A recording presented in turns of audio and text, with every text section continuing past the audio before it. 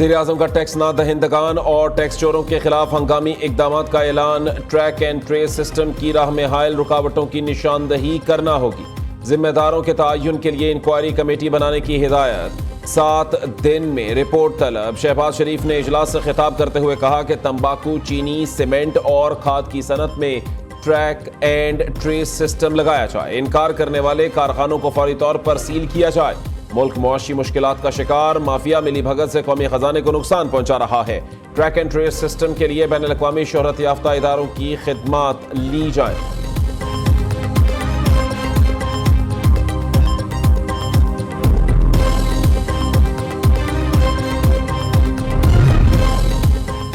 وزیر اعظم گیس کی قیمت میں حالیہ اضافے پر برہم۔ اوگرا اور گیس کمپنیوں کی کارکردگی کا جائزہ لینے کا فیصلہ۔ گیس کی قیمتوں میں حالیہ اضافے کی فورینزک آڈٹ رپورٹ پیش کرنے کا حکم۔ شہباز شریف نے وزارت توانائی کو 1 سے 3 ماہ میں 16 ٹاسک مکمل کرنے کی احکامات جاری کر دیے۔ کہا کہ پاک ایران گیس پائپ لائن پر بین الوزارتی کمیشن بنایا جائے۔ سرپلس بجلی کے استعمال کے لیے پلان پیش کرنے کی ہدایت کر دی۔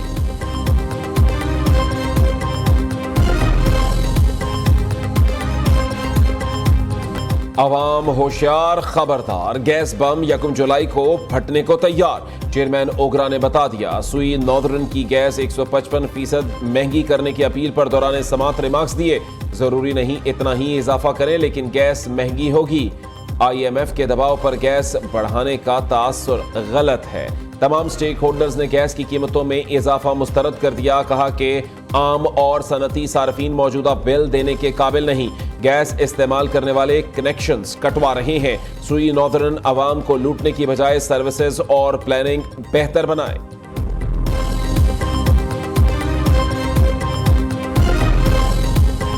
گیس پہلے بھی مہنگی تھی، اب مزید مہنگی ہو رہی ہے۔ ظاہری بات ہے IMF نے ٹیکس لگانے ہیں، اس کے بغیر ہم چل نہیں سکتے۔ فارچونیٹلی ہمارے جو رولرز ہیں وہ خواب غفلت کی نیند سے بیدار نہیں ہو رہے۔ تیسری دفعہ اضافہ ہے گیس کی قیمتوں میں 2024 میں۔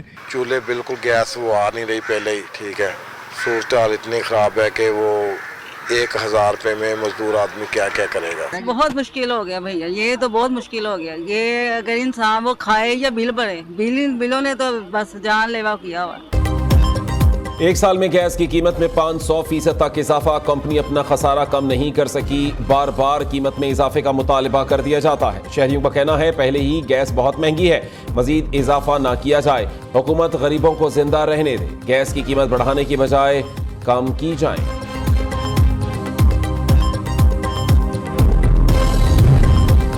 حکومت کا ٹیکس دینے والے تاجروں کو مراعات دینے کا اعلان۔ وزیر اطلاعات عطا تارڑ کہتے ہیں کہ عوام پر ٹیکسوں کے بوجھ کو کم کریں گے۔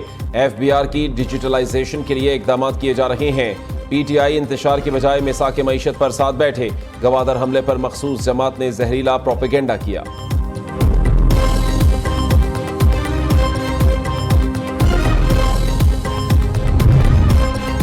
گورنر پنجاب پر متعصبانہ اقدامات کا الزام۔ ایچیسن کالج کے پرنسپل مستعفی۔ Michael A. تھامسن کا گورنر پنجاب اور سٹاف کو لکھا خط سامنے آ گیا۔ کہا کہ چند افراد کی پالیسیوں سے تباہ کن تبدیلیاں لائی گئیں۔ کچھ لوگوں کو ترجیح دینے کے لیے اسکول کی پالیسی کو نقصان پہنچایا گیا۔ ادارے میں سیاست اور اقربا پروری کی کوئی جگہ نہیں۔ گورنر پنجاب بلیغ الرحمان کہتے ہیں کہ تحقیقات سے بچنے کے لیے پرنسپل ایچیسن کالج نے استعفیٰ دیا۔ آہت چیمہ کے بچے 1 سال سے کالج نہیں جا رہے، جس پر فیس معافی کی درخواست کی تھی۔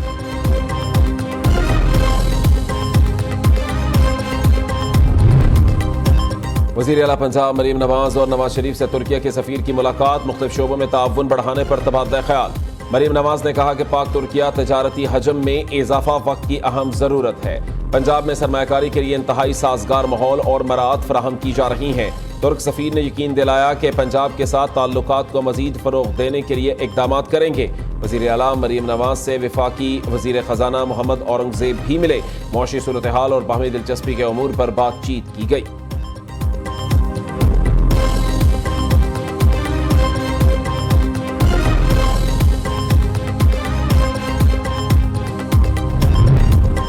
پتنگ بازی تفریح نہیں، خونی کھیل بن چکا۔ دھاتی ڈور بنانے، بیچنے اور خریدنے پر سخت ایکشن ہوگا۔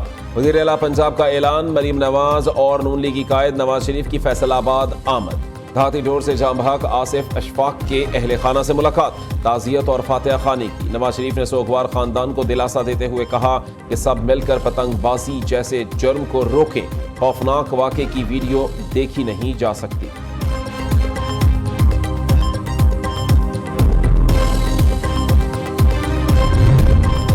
وزیر اعلیٰ مریم نواز کے حکم پر پولیس پتنگ بازوں کے خلاف ان ایکشن۔ پنجاب کے مختلف شہروں میں گزشتہ 24 گھنٹوں کے دوران پتنگ بازی میں ملوث 512 ملزم گرفتار، 535 مقدمات درج ہوئے، 60,000 کے قریب پتنگیں، ڈور کی 700 چرخیاں برآمد۔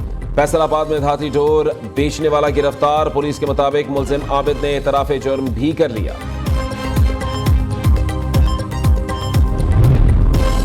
خیبر پختونخوا حکومت کا پبلک پارکس میں مفت وائی فائی سہولت فراہم کرنے کا اعلان، ناصر باغ روڈ پر جلد BRT سروس شروع کرنے کا فیصلہ۔ وزیر اعلیٰ علی امین گنڈا پور نے پشاور کی تزئین و آرائش کے لیے PTA کو مفصل پلان تیار کرنے کی ہدایت کر دی۔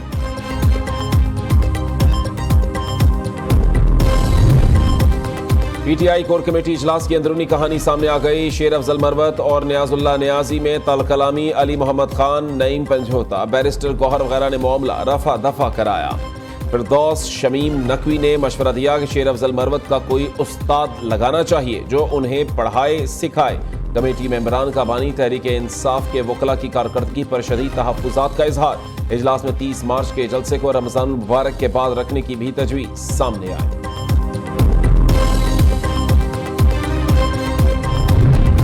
سویلینز کے فوجی عدالتوں میں ٹرائل کا کیس، زیر حراست 103 افراد کی تفصیلات طلب، بتائیں کتنے ملزمان کو سزا، کتنے بری ہوئے، سپریم کورٹ کا استفسار۔ اٹارنی جنرل نے بتایا کہ ٹرائل مکمل ہو چکا لیکن ابھی فیصلے نہیں سنائے گئے، سزائیں کتنی ہوں گی یہ شواہد ریکارڈ کرنے والے ہی بتا سکتے ہیں۔ جسٹس امین الدین خان نے ریمارکس دیے کہ جو ملزمان بری ہو سکتے ہیں انہیں تو کریں، سپریم کورٹ فوجی عدالتوں کا دائرہ اختیار ہی تسلیم نہ کرے تو بات ختم ہو جائے گی۔ خیبر پختونخوا حکومت نے فوجی عدالتوں میں سویلینس کا ٹرائل کا لطم قرار دینے کے خلاف دائر اپیلیں واپس لینے کی استدعا کر دی۔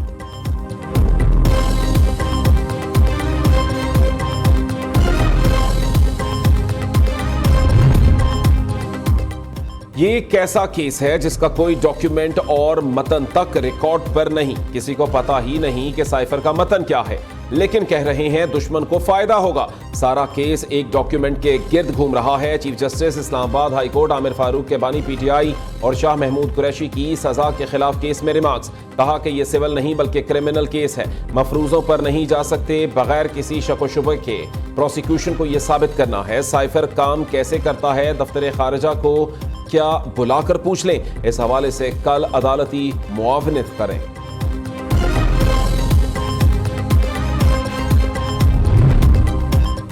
نارتھ کراچی میں ڈکیتی مزاحمت پر قتل ہونے والا نوجوان آہوں اور سسکیوں میں سپرد خاک۔ مقتول عبد الرحمان کی نماز جنازہ میں MQM رہنما فاروق ستار سمیت سینکڑوں افراد کی شرکت۔ گزشتہ روز ڈکیتی مزاحمت پر عبد الرحمان کو فائرنگ کر کے قتل کیا گیا تھا۔ مقتول 4 بہن بھائیوں میں بڑا اور گھر کا واحد کفیل تھا۔ کراچی میں رواں برس ڈکیتی مزاحمت پر قتل ہونے والوں کی تعداد 49 ہو گئی۔ فاروق ستار کا کراچی کی صورتحال پر وزیر اعلیٰ ہاؤس کا گھیراؤ کرنے کا اعلان، کہا کہ 15 برس سے پیپلز پارٹی کی حکومت کراچی کو امن نہیں دے سکی۔ DIG ویسٹ نے SHO بلال کالونی کو معطل کر دیا، ملزمان تاحال قانون کی گرفت میں نہ آ سکے۔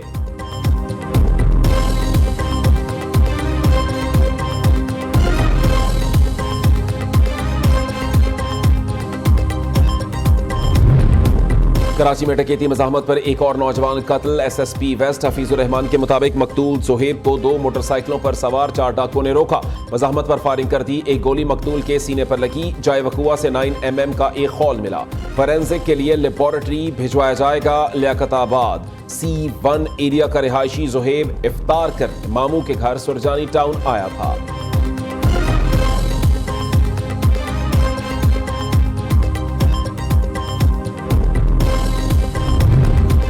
ڈی چوک اسلام آباد میں غزہ بچاؤ دھرنا، دفعہ 144 کی خلاف ورزی پر سابق سینیٹر مشتاق احمد اور منتظمین کے خلاف مقدمہ درج۔ FIR کے مطابق سابق سینیٹر نے اعلان کیا کہ ہر صورت سفارت خانوں اور سیکریٹریٹ کے اہم دفاتر کا گھیراؤ کریں گے۔ 300 سے زائد ڈنڈا بردار مرد اور خواتین ڈی چوک کی جانب بڑھتے رہے، شرکاء نے پولیس کو دھمکایا اور پتھراؤ کیا۔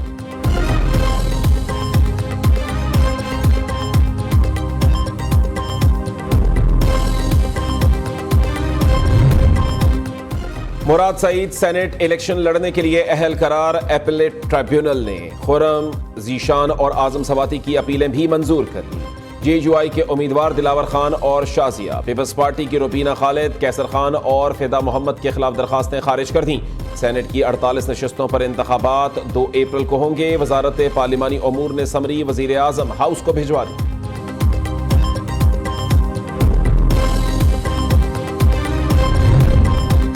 لاہور میں بجلی کی بڑی چوری پکڑی گئی۔ لیسکو کا پولیس اور ایف آئی اے کے ساتھ گلشن راوی میں چھاپا۔ فیکٹری میٹر میں ڈیوائس لگا کر بجلی چوری کرنے والوں کی شدید مزاحمت۔ ملزم شبیر اور بلال کے خلاف مقدمہ درج، 1.25 کروڑ روپے کا جرمانہ عائد۔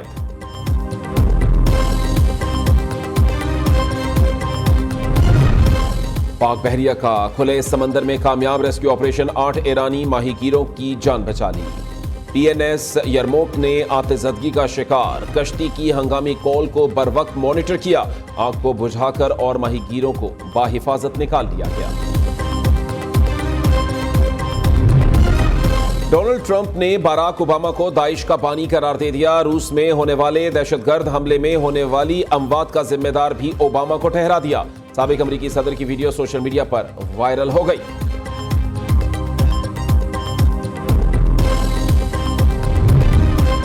برطانیہ کے الیکٹورل کمیشن اور سیاستدانوں کے ڈیٹا پر مبینہ سائبر حملے۔ برطانوی حکومت نے چین پر سائبر حملے کا الزام دھر دیا۔ 4 کروڑ سے زائد ووٹرز اور سیاستدانوں کا ڈیٹا ہیک کیا گیا۔ برطانوی نیشنل سائبر سیکیورٹی سینٹر چینی ریاستی حمایت یافتہ ہیکرز کو سامنے لے آیا۔ چین نے برطانوی دعووں کو جھوٹا اور بے بنیاد قرار دے دیا۔ T20 فزیکل فٹنس کیمپ کے لیے 29 کھلاڑیوں کے ناموں کا اعلان۔ فٹنس کیمپ کا آج سے کاکول میں آغاز، 8 اپریل کو اختتام ہوگا۔ بابر اعظم، محمد رضوان، سائم ایوب، فخر زمان، صاحبزادہ فرحان، محمد عامر فٹنس کیمپ کا حصہ۔ شاداب، عماد، سعود، عثمان خان، محمد حارث، شاہین آفریدی، حارث رؤف اور دیگر شامل۔